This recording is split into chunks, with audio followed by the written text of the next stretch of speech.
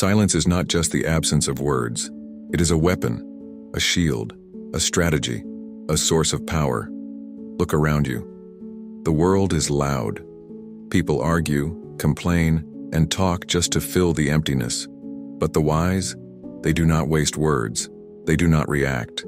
They do not seek validation. Instead, they observe. They listen. They think.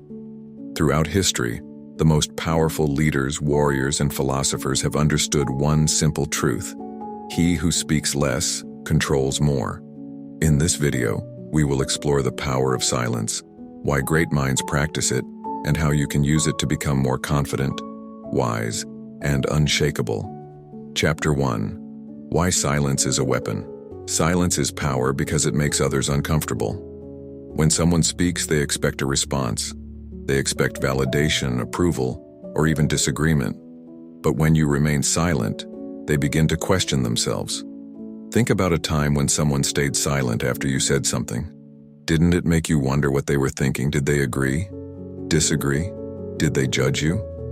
That's the power of silence. It forces others to reveal more while you reveal nothing.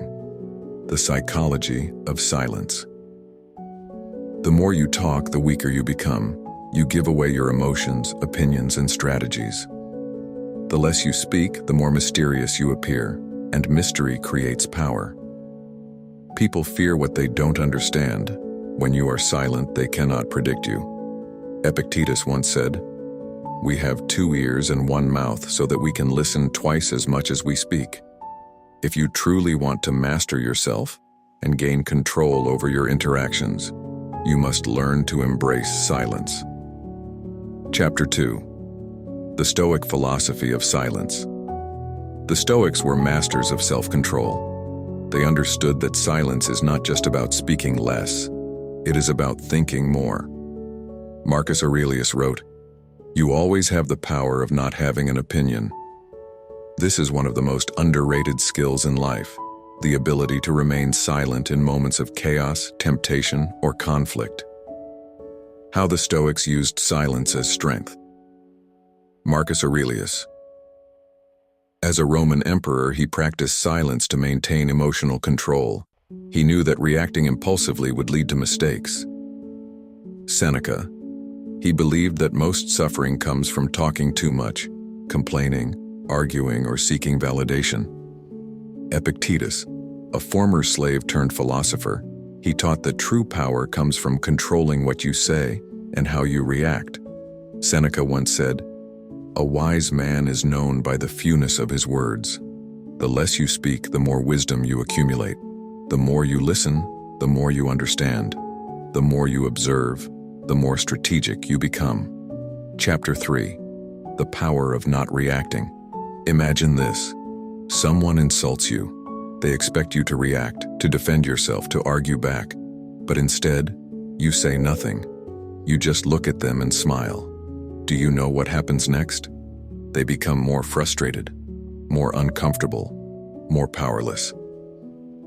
Marcus Aurelius wrote, "You don't have to turn this into something. It doesn't have to upset you. Why not reacting makes you more powerful." People expect you to argue back.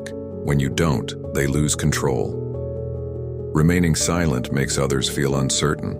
This gives you an advantage. A person who does not react is a person who cannot be manipulated. Sun Tzu said, "The supreme art of war is to subdue the enemy without fighting." Silence is not weakness. It is the ultimate test of strength. The power of solitude and silent reflection. Silence is not just about speaking less, it's also about creating space for deep thinking. Some of the greatest ideas in history were born in moments of solitude. Einstein, Nietzsche, Leonardo da Vinci. They all spent hours in silence, thinking, creating, and refining their ideas. How to use silence to improve your mind. Spend at least 30 minutes a day in silence. No music, no phone, just deep thought. Write down your thoughts in a journal. The greatest thinkers recorded their insights. Go for silent walks. Many of history's greatest ideas came during walks in nature.